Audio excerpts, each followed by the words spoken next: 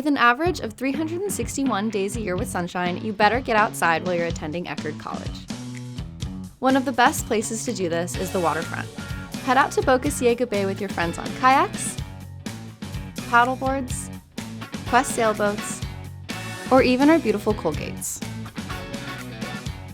Before I came to Eckerd, I had never wakeboarded before, but when I learned that they had weekly trips, I started going with my friends every week, and we have a blast.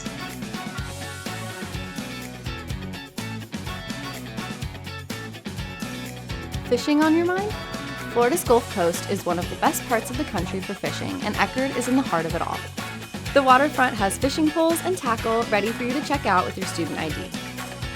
And it doesn't stop there. We have tents and camping gear that you can check out throughout the semester for a winter hike or camping with your friends.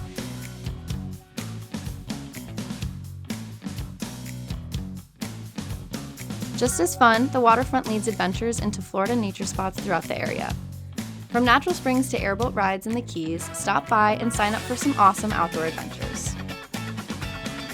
The Waterfront is no secret. Professors take advantage of it too, by enriching their classes with hands-on activities in our waterways, exploring the islands and mangrove habitats around campus.